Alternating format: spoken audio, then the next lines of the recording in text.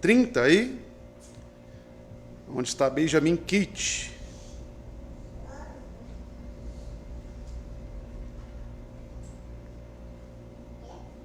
Já mandei o material para os irmãos.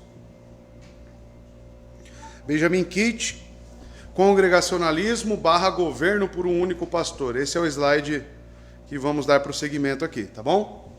Vamos orar? Que Deus nos conduza, nos ensine, que seja proveitoso para todos nós, principalmente olharmos para a eclesiologia e a nossa prática aqui. Tá? Olhar para a história e, sim, aprender, né? Adequar algumas coisas, talvez. Tá? Que Deus nos dê essa clareza e que possamos estar mais próximos das Escrituras possível. Vamos orar. Santo Deus e Pai, muito obrigado pelo dia do Senhor, por estarmos aqui congregados, Deus, reunidos em comunhão. E agora, Pai de amor, nas partes dos ensinos da sua igreja, que o Senhor nos conduza com fidelidade, com temor, e que possamos crescer. Que ao olharmos para as práticas dos nossos pais batistas, possamos aprender com eles. Possamos, Deus, ter as nossas ideias totalmente centradas na sua palavra e próximos dela. Que o estudo da história nos ajude a isso.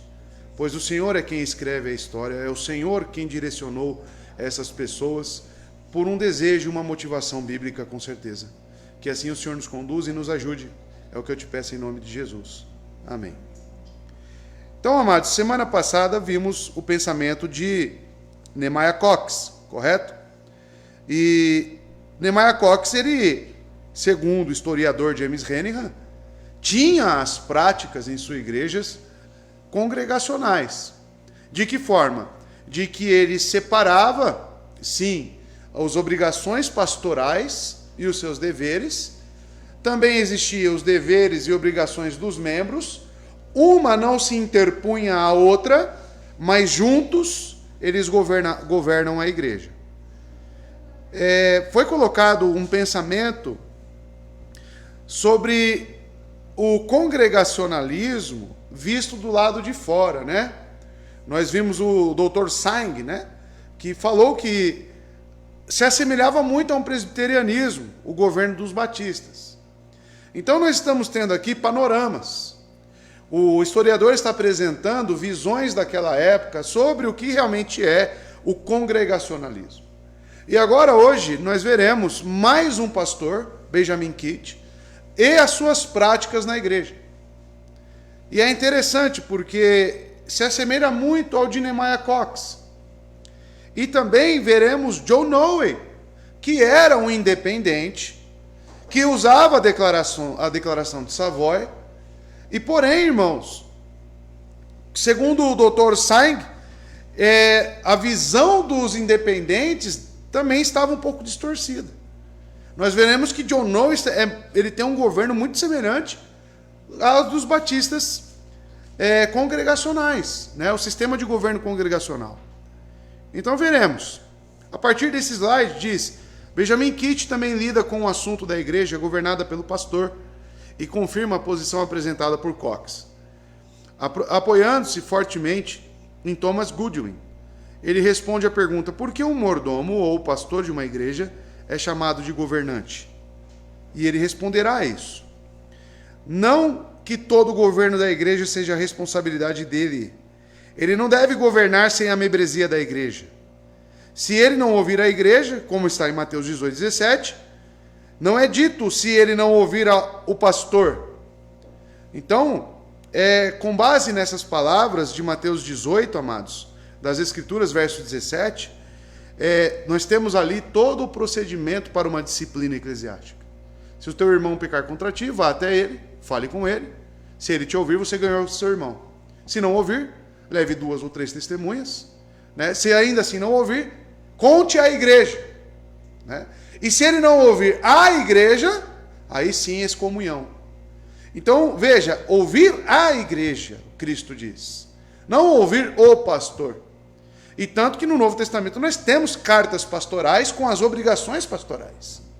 Se fosse algo direcionado ao pastor, certamente Cristo direcionaria para o pastor. E Benjamin Kitt, ele se firma nessas alegações. principalmente no que tange a disciplina eclesiástica. Continuando a resposta de Kit aqui, ele diz, no próximo slide, ele é investido de autoridade e poder como principal dirigente da igreja. Então os pastores são chamados para governar a igreja. Os pastores, eles têm certa responsabilidade com a igreja. E digamos que é a principal. E embora ele deva ser ajudado no exercício do seu governo, e se alguém pleiteia um poder absoluto ou governo único, isto é, um pastor único, ele reivindica um governo que é pior em sua natureza do que muitas constituições civis humanas. Uma igreja particular corretamente constituída é a sede fixa e destinatária de todas as ordenanças de culto público, na qual estão estabelecidas todos os oficiais ou membros orgânicos, por meio de quem tudo é feito. Tanto nos membros como nos oficiais reside o poder de governo judicial para ligar ou desligar a alma. O governo da Igreja de Cristo é ordenado ou nomeado por ele mesmo, e não é deixado aos homens para ordená-la ou governá-la segundo bem entenderem. Então, o pensamento de Kit sobre esta forma congregacional de dirigir as igrejas batistas é, sim, com os pastores e membros. Não é centralizado apenas nos pastores, não é uma via única de governo, mas sim os pastores dentro das suas responsabilidades e também os membros dentro das suas. E ambos juntos, eles governam, tá? Mas que existe sim uma certa distinção de responsabilidades, tá? Ele continua. E segundo, um governante deve governar pela lei, segundo a Constituição do país, cidade ou empresa onde ele é estabelecido. Semelhantemente, um pastor deve governar de acordo com a Constituição do Evangelho, a saber, as leis e regras deixadas por Jesus Cristo. Então, assim como um país tem a sua Constituição e os juízes e aqueles dotados de tal poder, magistrados civis, eles irão governar com base nesta Constituição. Ah, é proibido matar, então é proibido matar. Se matar é sentença de morte, então é sentença de morte. Então existe algo que direcione esse governo de um país. Numa empresa, também, tem as normas internas da empresa. Então, as pessoas seguem aquelas normas da empresa. E na igreja? Também. Não posso aqui criar coisas da minha cabeça. Por exemplo, podemos ter um regulamento interno da igreja. Sim. Mas este regulamento interno também deve ser subserviente às Escrituras. Também deve buscar respaldo bíblico para as nossas práticas de igreja. E todo o regulamento interno redigido deve também passar por aprovação da igreja. Deve ser discutido com a igreja. Tá? Então, o pastor ele não governa a bel prazer. Ele governa conforme as Escrituras. E terceiro aí, alguns governantes ou principais magistrados não podem aprovar nenhum ato, lei ou sentença sem o consentimento e aprovação do povo. Por isso que existem parlamentos em países sérios, né? Seja para absolver ou condenar, segundo a Constituição do governo. Assim também é o despenseiro ou pastor da Igreja de Cristo. Não pode executar nenhum ato, receber ou expulsar um membro sem o consentimento e aprovação da igreja. Né? Claro que nós temos aqui o caráter piedoso, o direcionamento do Santo Espírito, e às vezes comparar com um governo de um país é apenas de forma alegórica. Mas o que se espera, por exemplo, do nosso parlamento, no nosso país? Quem aprova as leis? São os deputados. Né? Passa pelo Senado, e aí o presidente vai lá e executa. Então, cabe a nós termos os nossos representantes sendo deputados e senadores que estejam alinhados com as nossas ideias. Para quê? Para que eles nos representem lá com poder de voto. E não façam leis absurdas. O problema é que o povo brasileiro vota com a barriga, né? O povo brasileiro não vota realmente visando o bem maior de todos. Então, na igreja, é semelhante a isso. Eu não posso aqui trazer uma decisão unilateral sem que haja o consentimento do povo congregante. Então, o povo, ele participa dessas decisões. E principalmente no que ele diz no final. Receber ou expulsar um membro. Principalmente nessas coisas. Tá bom? Então, esse é o sistema de governo observado por Benjamin Kitt. Um governo pastor / igreja. Membros, né? E juntos, a igreja governada. Então, é o que está no próximo slide. Não se pode governar sem os irmãos. O pastor não pode governar sem os irmãos. Fazer isso é potencialmente tirânico e despótico. Ou seja, poder centralizado em um só. A sede do governo está na igreja. E o governo do pastor é cuidadoso e explicitamente circunscrito pela Constituição, leis e regras deixadas por Jesus Cristo. Aonde?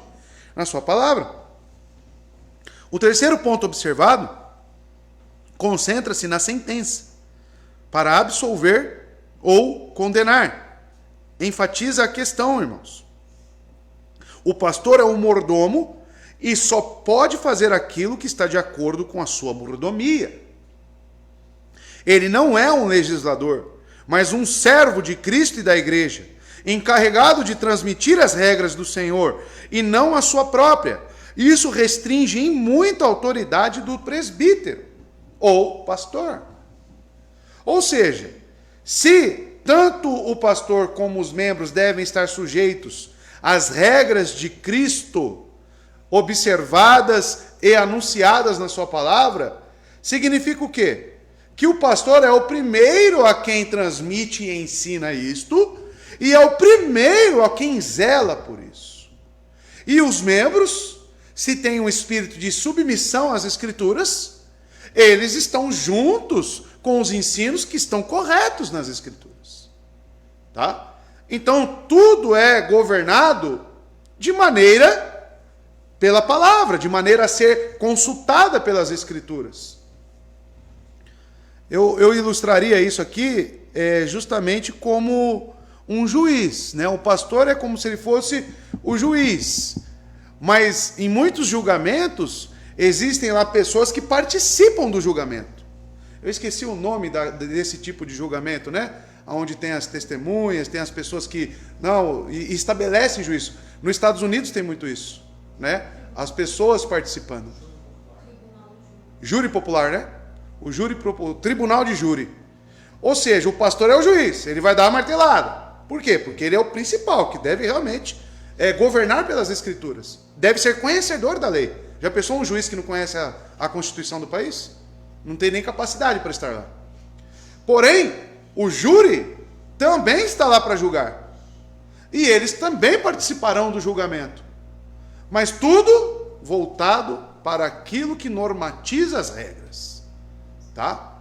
Então, o pastor é o juiz e a igreja é o júri.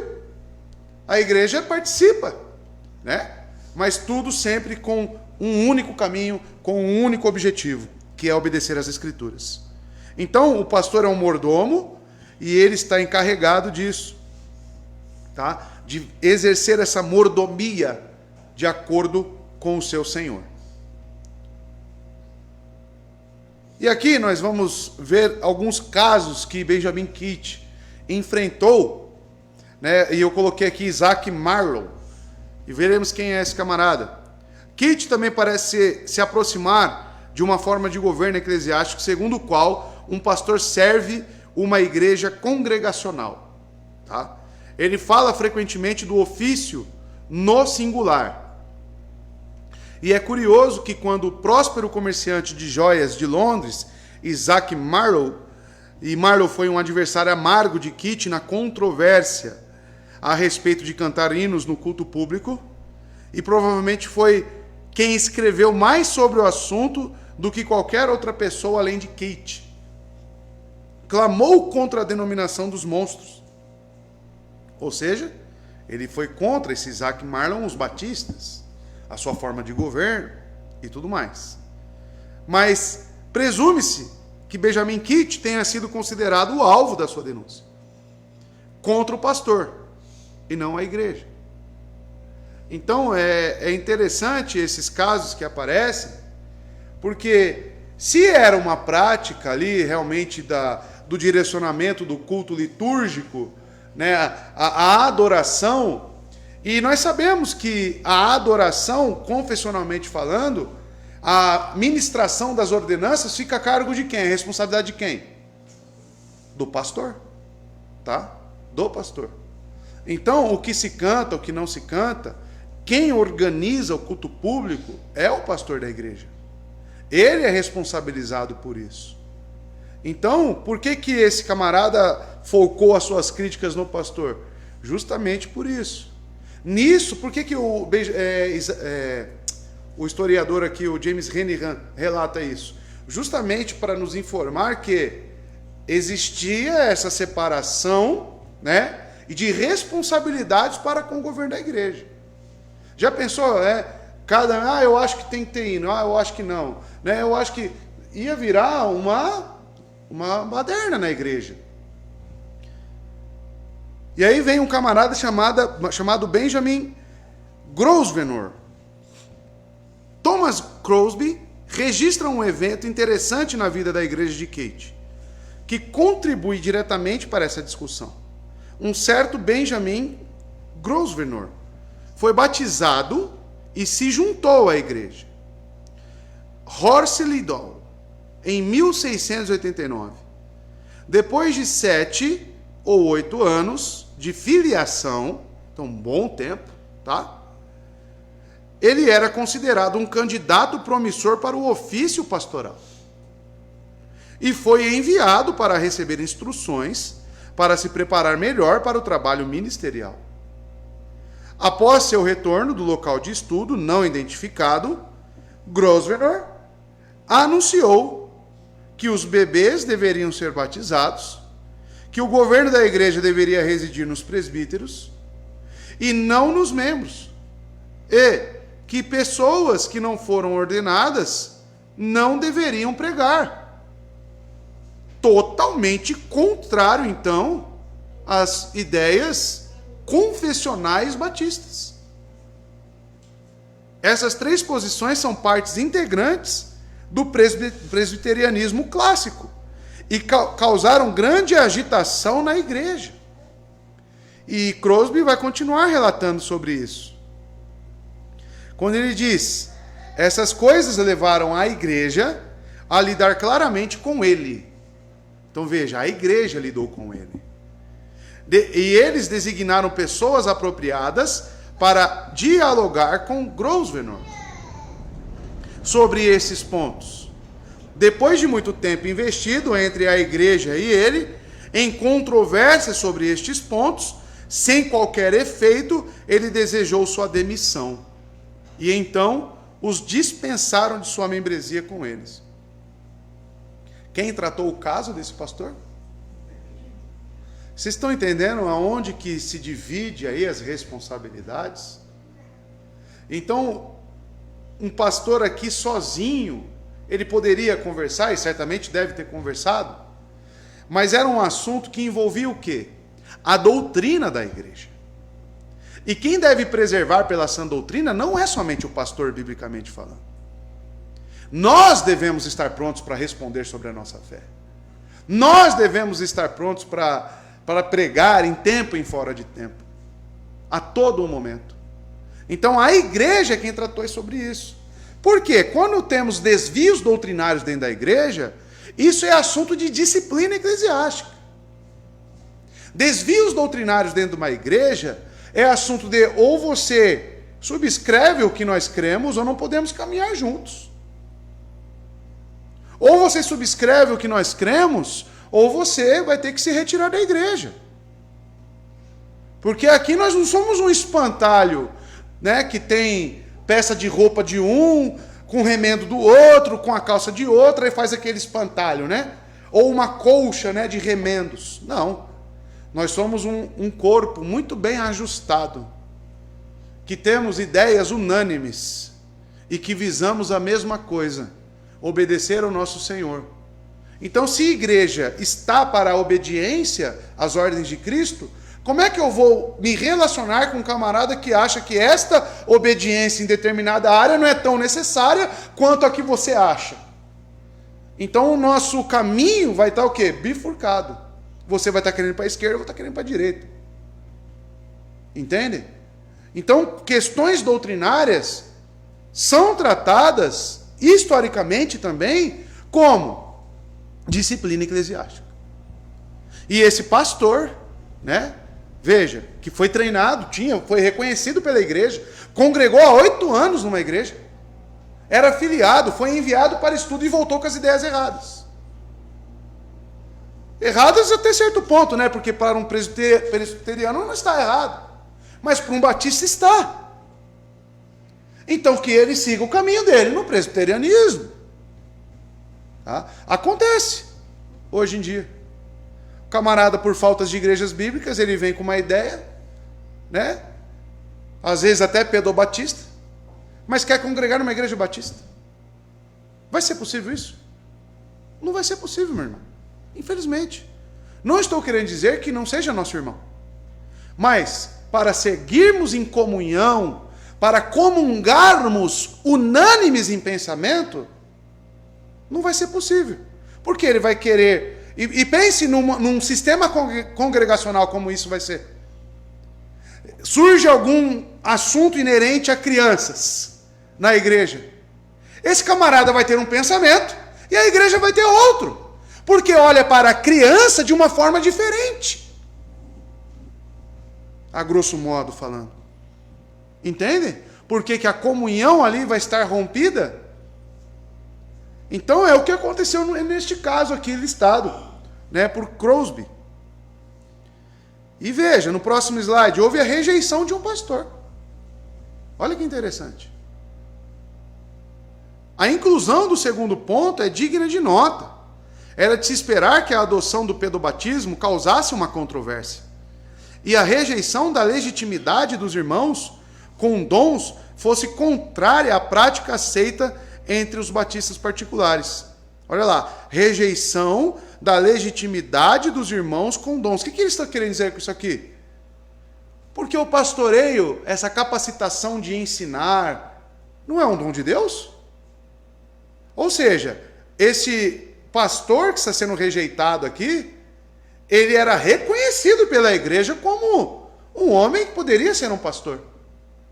Mas a igreja foi capaz de rejeitar, tá, a legitimidade desse irmão com dons, porque foi contrária à prática aceita entre os batistas particulares. Então não é porque o camarada é apto e capaz de ser um pastor, que significa que ele já pode assumir o púlpito.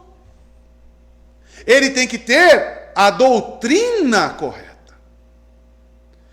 Porque pense, irmãos, se começarmos aqui, e vai acontecer isso, né? Vai ter uma conferência agora da Convenção Batista Brasileira. Lembra que eu falei para os irmãos? Que não aceitam igrejas que não sejam 100% confessionais. Quem vai pregar sobre eclesiologia, que é o tema da conferência, é um presbiteriano. E ele vai pregar para batistas. Aí já tem pastores falando, como é que ele vai fazer isso?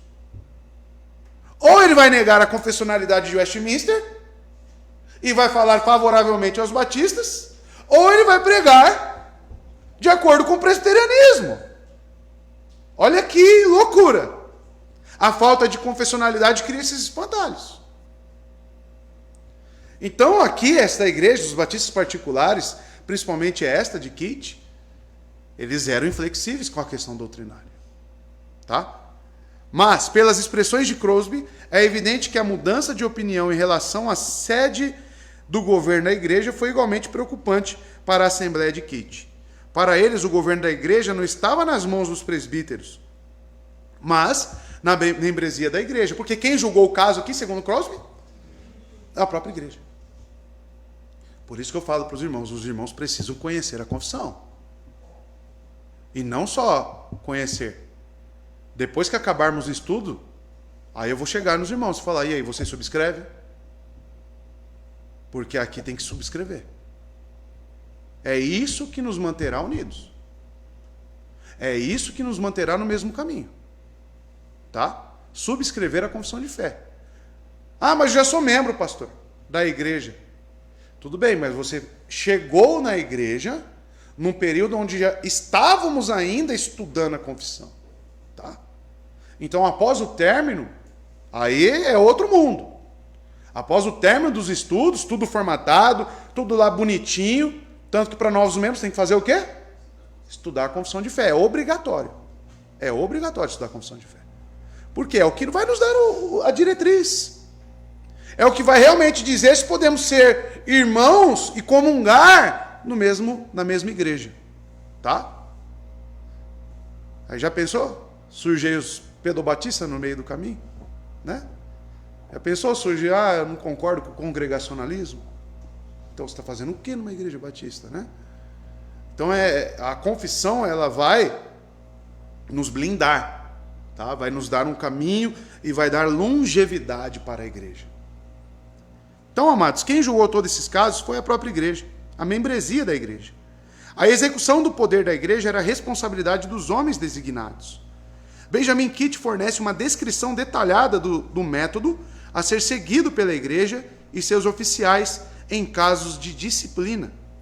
Ele insta as igrejas a reservarem um dia por mês para a disciplina. Embora as igrejas menores precisem apenas separar um dia a cada 2 ou 3 meses. Essa reunião é baseada no fato de que o poder das chaves, ou seja, o poder para receber ou manter fora da congregação, é confiado à igreja. Tá? Ou seja, quem executa a disciplina? O pastor. Os irmãos precisam captar as ideias. Quem executa a disciplina é o pastor. Tá? É ele quem identifica. É ele que é o mordomo da igreja principal. A responsabilidade é dele. Tá? Aí quem auxilia ele nessa execução? A igreja, aí sim. Tá? Mas a responsabilidade primária é do pastor. Tanto que ele fala que tinham reuniões uma vez por mês para tratar sobre disciplina. Membro a membro. Porque a disciplina, ela não significa já algo instaurado, propriamente dito. Eu posso muito bem reunir com o presbitério da igreja para tratar nome a nome como essas pessoas têm vivido na igreja. Fulano de tal, tem sido um bom pai? O que vocês acham? Pelas visitas, pela comunhão que nós temos. Aí eu vejo que essa família está com muita dificuldade. Precisamos averiguar. Isso, de certa forma, já é um processo disciplinar. Já é uma averiguação mais de perto. Fulana de tal não está respeitando os pais. Tenho recebido algumas denúncias de alguns irmãos disso. Precisamos averiguar. Então isso é o quê? É viável por quê? É bíblico por quê? Porque está prezando pela vida do irmão em obedecer ao evangelho e também prezar e zelar pela santidade da igreja. A ideia aqui é que todos nós estejamos caminhando em conformidade com as Escrituras e não fora delas e fazendo vista grossa. O problema é que muitas igrejas hoje em dia fazem vistas grossas para o pecado dos outros, e isso é totalmente antibíblico. Devemos exortar uns aos outros, devemos encorajar uns aos outros, devemos sim estar sujeitos às exortações. E se eu identifico algo na vida do meu irmão, eu devo sim falar com ele. Como diz em Mateus 18. Esse é o cuidado e a preservação da igreja. Este é o meio para que você continue caminhando nesta vida na linha. A igreja é o meio de Deus para que, você está fora da linha, volta. Volta para os trilhos.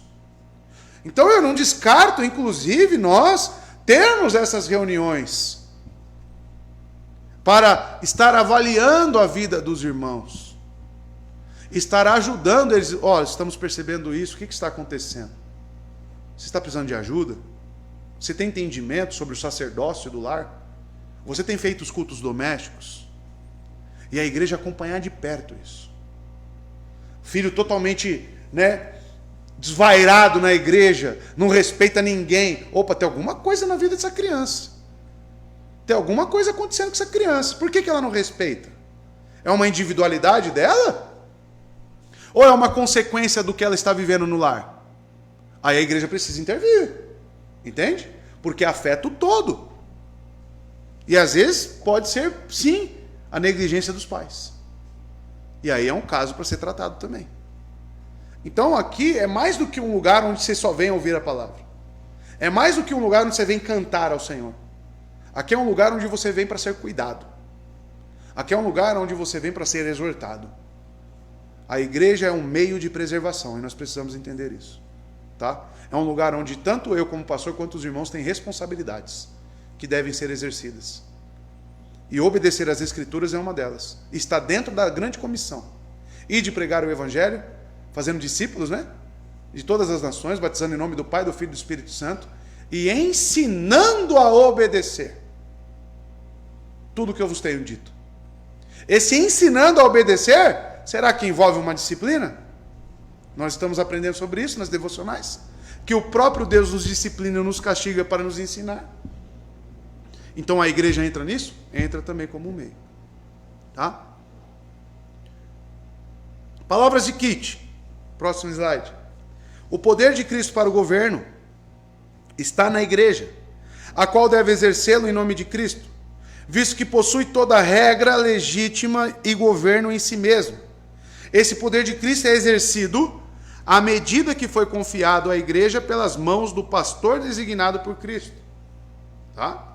O pastor deve cuidar da administração da igreja, que lhe foi confiada como um mordomo, o qual é responsável por desempenhar esse papel perante Cristo e a igreja, e não se assenhorar da herança de Deus. E que o poder das chaves está na igreja me parece evidente, a partir de Mateus 18:17, se também não escutar a igreja, que está em Mateus 18:17. Não é dito se ele não ouvir o pastor ou os pastores. Veja também o que o apóstolo Paulo diz ao orientar a igreja a expulsar aquele indivíduo incestuoso, em 1 Coríntios, capítulo 5. A igreja participa também daquela exclusão. Ele não dá esse conselho ao pastor ou pastores da igreja, mas à própria igreja. Semelhantemente, ele ordena que a igreja se afaste de todo irmão que ande desordenadamente. Tá? Então, é um governo onde tem o pastor como responsável, tá? Como mordomo, e a igreja juntamente com o pastor. Tá? Por que eu estou dizendo isso? Os irmãos precisam entender que há distinções nessa governabilidade. Tá? Não é uma coisa só. Tem distinções de responsabilidades, que os irmãos tenham isso em mente claro. Tá? O primeiro a identificar os problemas e a ter que estar sabendo de desvios entre os irmãos, quem deve ser o primeiro? O pastor. Ele é o primeiro, porque a ele está reservado o quê? A supervisão das almas. É ele que alimenta? É ele que cuida? É ele que é responsável e prestará contas dessas almas? É o pastor? Então quem tem primazia sobre elas? É o pastor. Ele foi confiado para direcionar. Aí está acontecendo algo no seio da igreja que você está sabendo e você não informa o pastor. Você está correto na sua atitude? E você passa um pano para o irmão. Está correta a sua atitude? Você está amando e zelando por ele? Então você deve informar ao pastor da igreja. E ele, dentro daquilo que Cristo capacitou, correto? Porque se ele é um pastor, ele foi capacitado por Cristo. Correto ou não? Então ele logo terá os meios bíblicos para poder intervir ou não naquela situação. Tá? E logo quando ele intervir, ele sendo um pastor bíblico, o que ele vai fazer? Vai chamar a igreja para auxiliá-lo naquele problema. Entende? Essa é a questão. Por exemplo, vamos ilustrar com algo. Tem um irmão na igreja passando por dificuldade financeira. Tá? Aí a igreja identifica isso, é um caso extraordinário, é um caso onde né, o único sustentador daquele lar ficou doente ou foi demitido lá do seu trabalho, né, por algum corte na empresa, enfim. Opa, esse camarada agora não tem um meio, até ele achar um emprego ele precisa de um suporte, né, é um caso extraordinário. Aí a igreja já vai sair, o pastor vai dizer, não, vamos dar tanto. Não, trago para a igreja a situação, vou falar para a igreja, ó, o irmão está passando por isso, não é por pecados, ele não está passando necessidade porque não está administrando mal o seu dinheiro, não é esse o caso. Então nós precisamos, por dever bíblico, amar esse nosso irmão, ajudá-lo enquanto ele necessita. A igreja está a favor disso? Trago para propostas. Quanto que vai ser? Quanto que ele precisa? Quem vai decidir isso é quem? A igreja. Mas quem tratou inicialmente? Quem verificou se é por pecado que está passando por aquilo ou não? É o pastor. Porque, infelizmente, muitas pessoas estão com dificuldade financeira, irmãos. Por quê? Devido a pecados. Devido a não administrar bem o dinheiro. Porque trabalha, tem o salário, mas não administra bem. Aí eu vou ajudar? A igreja deve ajudar esses casos? Não. A igreja tem que tratar o quê primeiro? O pecado. Por que ele está administrando mal o seu dinheiro? Por que ele não está conseguindo viver com o que ele tem? Cobiça? Está querendo mais do que pode? Quer dar um passo além do que a própria perna aguenta? Aí quem vai identificar isso o quê? É uma conversa pastoral de aconselhamento. Entendem? Aí sim ele traz para a igreja, caso não seja. Porque as coisas podem mudar. Porque se for um irmão negligente quanto ao sustento do lar, aí o jogo inverte. Ele pode ser disciplinado por causa do pecado de não ser um provedor do lar, como homem. Entendem? Olha como a situação pode virar. De uma ajuda do bom samaritano, pode virar o quê? Uma correção de exortação e disciplinar na igreja. Então por isso que as coisas têm que ser feitas com sobriedade aqui. Não é na emoção. Obras de caridade. Não podemos ser assim, irmãos. Nós temos que ser sóbrios naquilo que nós fazemos. É igual os moradores de rua. Tem moradores e moradores. Tem alguns que aconteceu realmente algo extraordinário e estão nessa condição. Agora tem aqueles que não querem nada com nada. Querem viver no ócio. Querem viver, né, sem limites, sem regras. Devo ajudar um camarada desse no ócio? A palavra é clara, quem que um trabalho que não coma. Ponto final. Tá? Então essa é a questão do poder judicial da igreja. É assim que a igreja caminha, e eu estou dizendo isso para ilustrar para os irmãos onde que entra a parte pastoral e a responsabilidade, e aonde que entra a parte dos membros da igreja. Tá? Que é as vias de fato. É o martelo final, é a igreja quem bate. Tá? Mas participando de toda a proposta e de todo o cuidado. Tá bom? Automaticamente, você fazer parte de uma igreja congregacional é você ter a sua vida exposta. É você estar disposto a ser exposto perante o público, caso seja necessário. Tá? Mateus 18 é uma tratativa pública. Mateus 18 você vai no privado primeiro, conversou, não resolveu. Então, sempre que o irmãozinho vier em você conversar, tenta resolver, irmão. Porque os próximos passos vão ser públicos. Vai ter testemunhas. 2 ou 3 já é algo público, já não é mais de um. E se ainda não resolver, aí é para a igreja inteira. É algo extremamente constrangedor. Mas é a tratativa bíblica, queira você ou não. Tá? Então, estar numa igreja congregacional é estar sujeito a isso, irmãos. É estar sujeito a isso. Tá?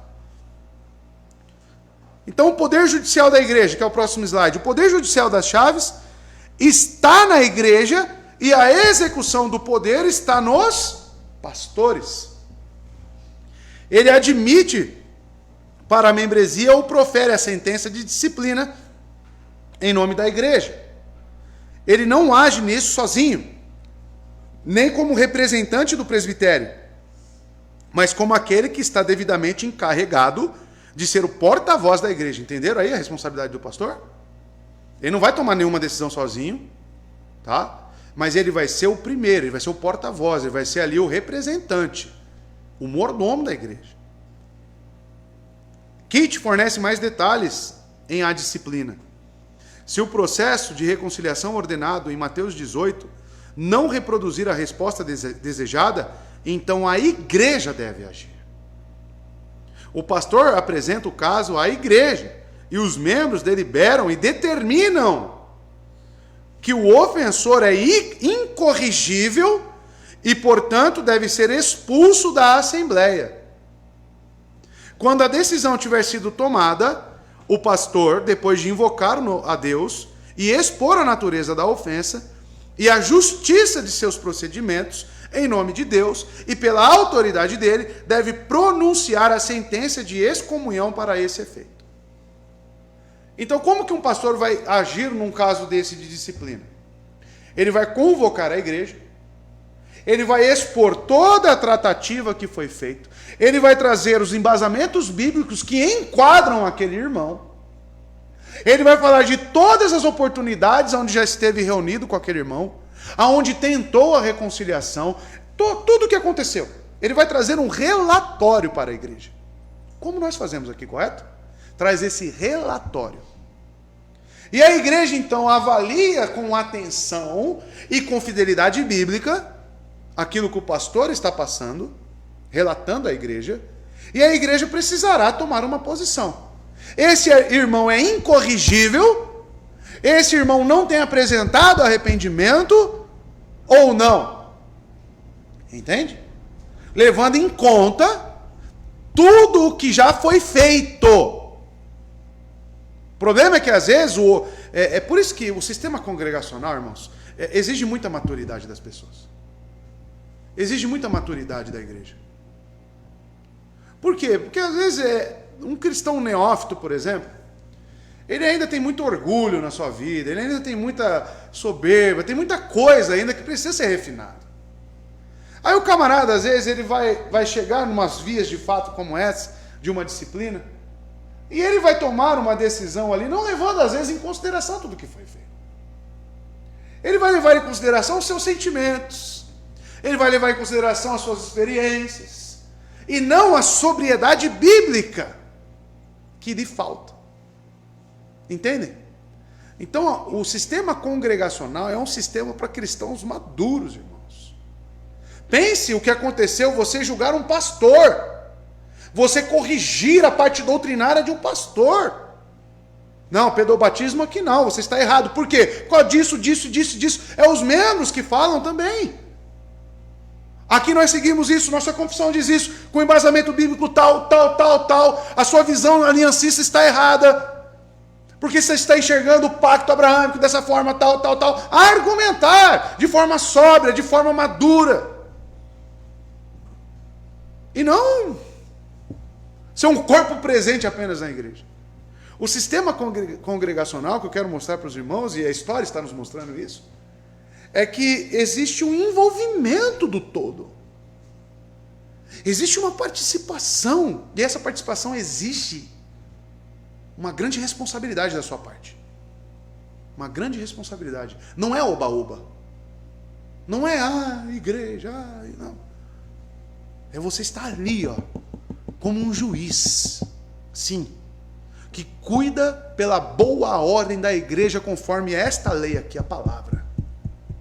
Tá? Então que venhamos a entender essa questão. Então veja, irmãos. A igreja deve agir. O pastor é o porta-voz, mas a igreja age. O pastor apresenta o caso e a igreja e os membros deliberam e determinam se o ofensor é incorrigível, se deve ser expulso ou não. Tá? Próximo slide. E aqui tem a sentença de excomunhão. Foi pensado aí de um dos documentos históricos que existia. Isso aqui a gente não faz. Eu vi que é interessante ter isso aqui, viu? Né? Documentado. Tá bom? Apesar que temos a assembleia, né? Temos a ata de assembleia que registra, mas às vezes era bom ter toda essa questão aqui doutrinária, o porquê que foi feito, qual o embasamento. Olha o que tem lá. Sendo aí um espaço, né? Disciplinado por tal, fulano tal, culpado de grande iniquidade, sem manifestar arrependimento, não fingido, antes recusando-se a ouvir a igreja, pronuncio e declaro, em nome de Cristo e pela autoridade dele, que me foi investida como pastor desta igreja, ou como pastor é o primeiro responsável, ou como pastor é o porta-voz, que, por este meio, ele é excomungado, excluído ou expulso da congregação, e que já não mais deve ser reconhecido como um irmão ou um membro desta igreja. E isso é feito para a destruição da carne, para que seu espírito seja salvo no dia do Senhor Jesus Cristo, conforme 1 Coríntios 5, verso 5. Aí o pastor assina. Tá? Como responsável. Mas ele é o porta-voz da decisão da igreja. A igreja deliberou o assunto. A igreja julgou. A igreja viu. A igreja também acompanhou tudo o que está acontecendo. Por isso que você tem que ser presente na igreja. Porque ser membro, Deus está também te dando responsabilidade sobre isso. Quando você não é presente na igreja, você nem parte do corpo é, irmão. Você tem que entender isso. Você tem que, mesmo se tem um caso extraordinário, o qual esteja te impedindo de estar na igreja, você deve estar antenado. Você deve estar, pastor, o que está acontecendo? Está tudo bem? Como é que está a igreja? Como é que foi a semana? Estou aqui, pastor, estou orando, está precisando de oração, alguma coisa? E não ser alheio. Porque você será cobrado disso. Cristo chegar perante você e dirá, eu te dei uma igreja, você cuidou dela como membro? Eu te inseri naquela igreja, você participou dela? Você orou por ela? Você cuidou dela? E não é algo só do pastor, irmão. Os membros têm responsabilidades. Próximo slide. O pastor executa a ordem judicial, então. Essa é a execução do poder ou dever mencionado na confissão de fé. A igreja não expressa simplesmente seu poder de disciplina no ato de votar e decidir sobre o assunto. Deve haver sentença judicial. E era dever do pastor executar esse poder. Ele expressa a frase, pela autoridade dele, de Cristo, que me foi investida como pastor desta igreja. Cristo nomeou pastores nas igrejas para exercer esse poder. E foi assim que foi implementado. Um possível problema com esse método pode surgir no caso de um presbítero cair em pecado. Kit antecipa essa dificuldade, indicando que os membros da igreja devem, em espírito de mansidão, seguir o processo contido em Mateus 18. E se o pastor for obstinado em seu pecado, a igreja deve proceder à disciplina formal. O que ele está querendo dizer aqui? Vamos supor, tem um caso aqui, né? A minha esposa. A minha esposa é vista pela igreja como uma pessoa que não está caminhando conforme as escrituras. Aí, por ser a minha esposa e eu ser o pastor, eu não abro um processo disciplinar contra ela. Pode acontecer? Não? Pode. Pode acontecer, não é o correto. E aí, a igreja vai ficar de braços cruzados? O pastor não abriu, então tá bom. É assim? Não. A igreja deve abrir o processo disciplinar. Tá? Nesses casos extraordinários. E o pecado do pastor também tem que ser tratado. Se é algo que está nas escrituras, se é algo que foi identificado e que está à vista de todos, vamos ficar de braços cruzados? E o pastor está sendo conivente com o pecado ainda?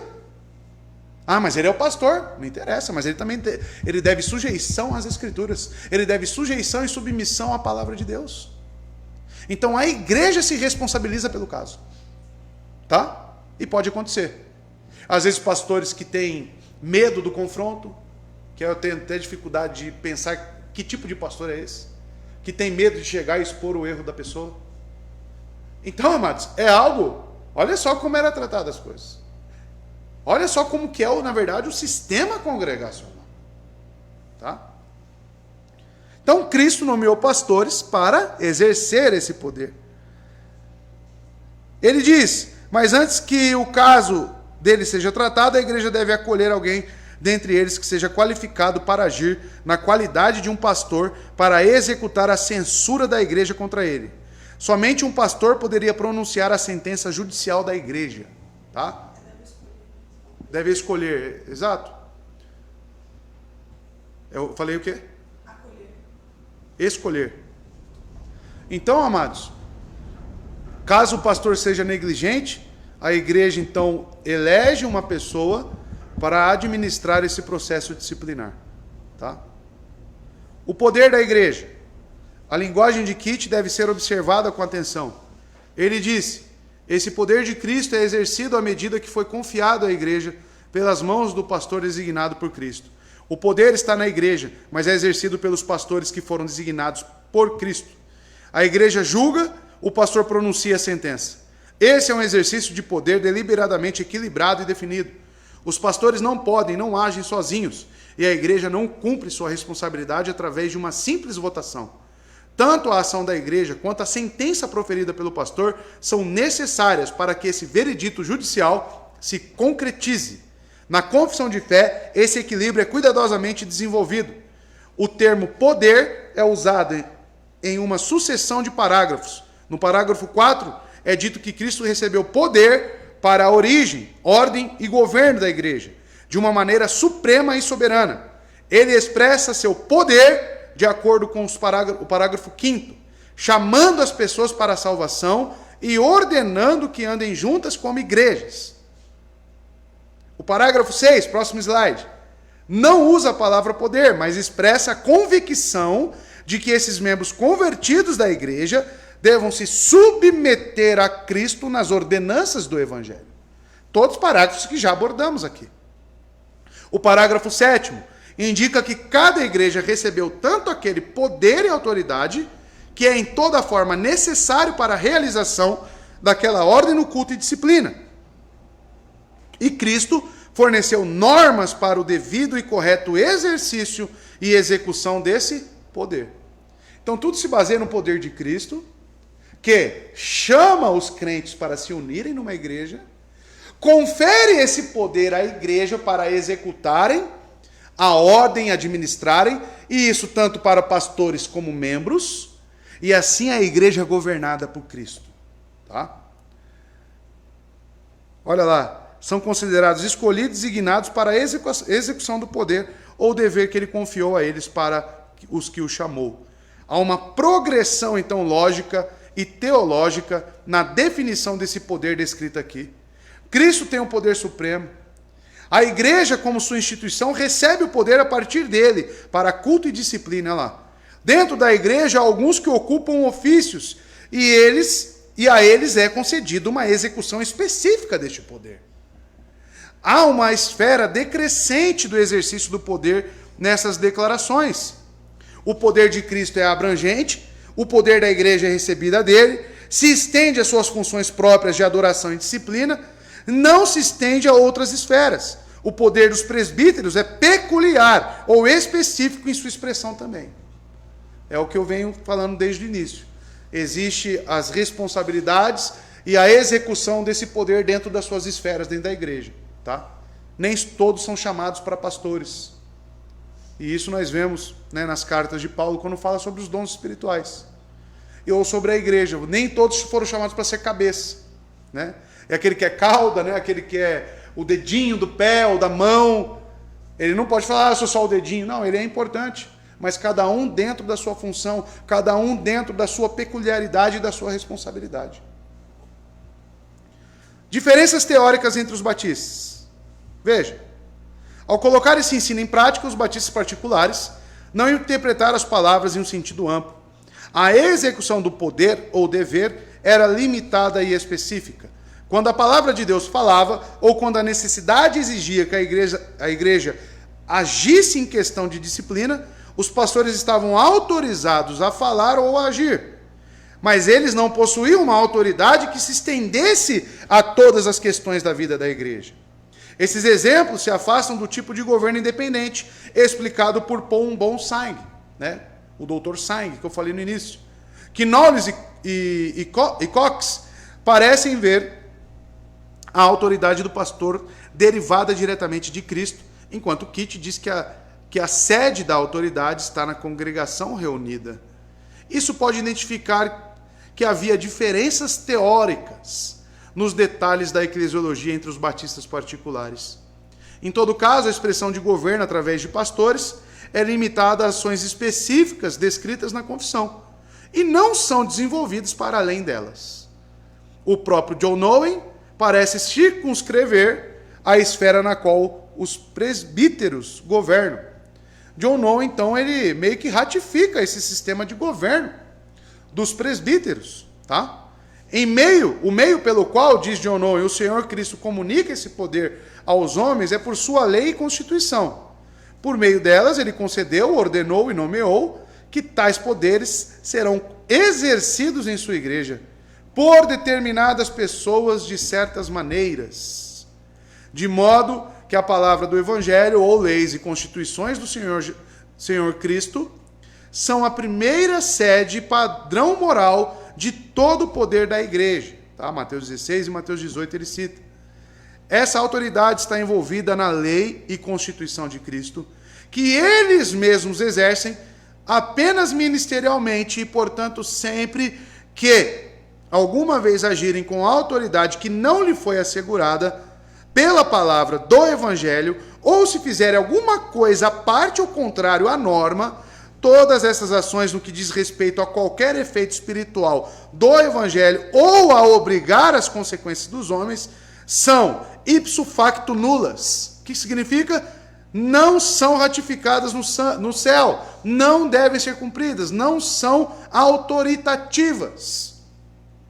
Onde todos os seus atos ordenados são validados, isto é, pelo próprio Cristo na palavra dele.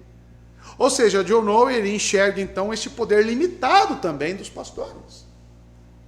O poder é limitado pelas próprias escrituras, ele não deve ir além. Ou seja, irmãos, não é um poder isolado. Assim como todo esse poder eclesiástico é confiado a toda a igreja por Cristo, assim também todos que são chamados para o exercício peculiar, ou seja, pastores, de qualquer parte dele, em virtude da autoridade do ofício, recebem essa autoridade dele pelo único meio de comunicação dela. Qual? Por sua palavra e espírito, através do ministério da igreja. Cristo determinou e limitou os poderes e deveres dos oficiais, aqueles que são chamados para governar e ter autoridade na igreja em virtude do seu ofício, não são admitidos com um poder ilimitado para ser exercido a seu bel prazer, de uma maneira soberana e despótica, mas seu poder é declarado, restrito, limitado, confinado, quanto aos seus objetos, seus atos, sua maneira de administrar, seus fins e quanto a todas as coisas que lhe dizem. Isso aqui é importante, eu gostaria de fazer um parênteses aqui, porque assim, nós já recebemos pessoas que chegaram na igreja e falaram, eu não concordo com a forma que a igreja dirige as coisas. Ou seja, no caso falando de mim, eu não concordo com a forma como o senhor leva as coisas. Se eu estou vendo aqui que a prática congregacional dos primeiros batistas, os pastores são limitados a governar a igreja mediante o que a Escritura fornece, correto? Existe uma limitação. Quando eu digo que eu não concordo com o sistema de um pastor de governar a igreja, automaticamente estou dizendo o quê? Que ele está fora dos limites do que a palavra lhe impõe. Então logo estou em pecado. Logo eu estou em pecado. Porque se eu estou agindo fora dos limites da palavra, que a palavra me impõe, que tipo de pastor que eu sou? Então logo eu tenho que ser disciplinado, eu tenho que ser exortado. Está errado. Porque eu não estou aqui para impor a minha forma de governar. Eu estou aqui para administrar a forma que o próprio Cristo já deixou, para que a igreja seja governada. E quem que fiscaliza isso? A própria igreja. Por isso que o sistema é congregacional. Então, questionar a forma de um pastor é também questionar que a igreja está sendo conivente com o pastor. E a igreja está errada também. Eu acho a igreja o pastor muito autoritário. Cite exemplos. Aí vem muitas inferências, né? Vocês obrigam as pessoas a vender doces. Obriga? Já te obrigaram a vender algum doce? Já te obrigaram a vender algum doce? Colocaram uma faca no seu pescoço? Hein, filho? Não? Ela acho que já foi, hein? Porque demorou para responder. Acho que obrigaram a Alanis a vender algum doce, hein? Já te obrigaram a vender algum doce? Então logo a igreja está errando nisso. Ou o pastor realmente. Mas se o pastor é supervisionado pela igreja, e se o pastor ele é totalmente fiscalizado em tudo que ele faz, a igreja está errando também. Concorda comigo? Então, amados, vejam, não tem aqui ideias unilaterais. Não tem o que eu quero, eu tenho o que Cristo quer. Tá? E eu tenho que estar próximo do que Ele ordena, do que Ele me fala. Ou seja, o governo deve ser orgânico e ministerial.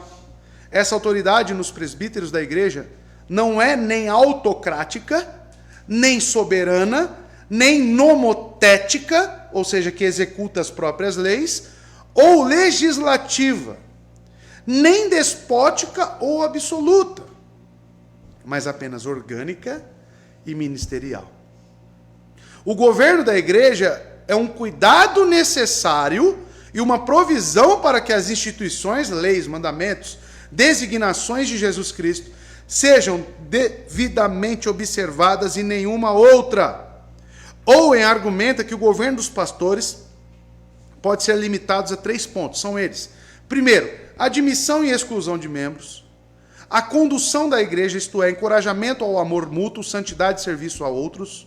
3, a direção da adoração, das assembleias e de outras reuniões extraordinárias. Então ele resume, né, o governo dos pastores nesses 3 pontos, John Owen.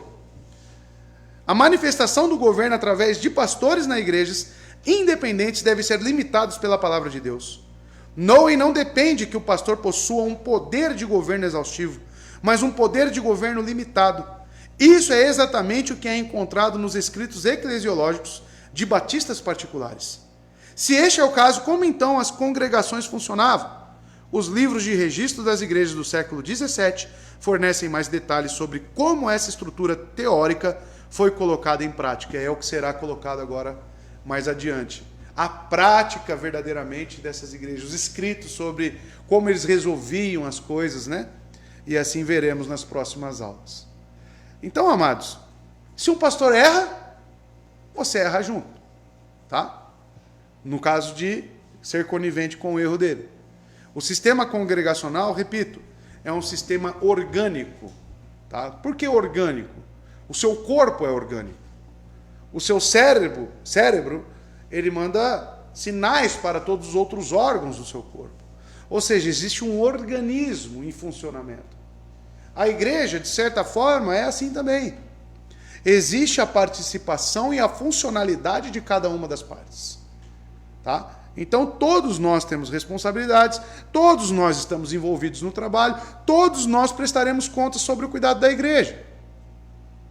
Então, não é uma questão de só atacar o pastor, é uma questão de atacar a igreja como um todo. Se o pastor erra, repito, todos erramos juntos. Então esteja atento sobre as decisões que são tomadas, esteja atento e participante sobre os caminhos que a igreja tem realmente decidido seguir, e se são bíblicos, e se estão em conformidade com as Escrituras. Esse é o sistema congregacional. Aí eu penso aqui nos meus tico-teco aqui, né, nos parafusos. Poxa, receber uma pessoa como membro aqui numa igreja, será que é importante ela entender esse sistema de governo? Com certeza ela tem que entender, senão ela vai ficar aqui. E hoje em dia não existe isso. É muito difícil. Qual é a igreja que você já frequentou que realmente vive isso? Que coloca em prática essa questão? Geralmente é um sistema autocrático de um pastor só. É ele que toma as decisões, é ele que decide, é ele que leva a cabo. Tá? Então, amados, que tenhamos atenção no que estamos estudando historicamente, que possamos analisar essas práticas, que serão colocadas aqui mais para frente, já estão, né, na verdade, mas principalmente identificando qual que é a minha responsabilidade, qual que não é.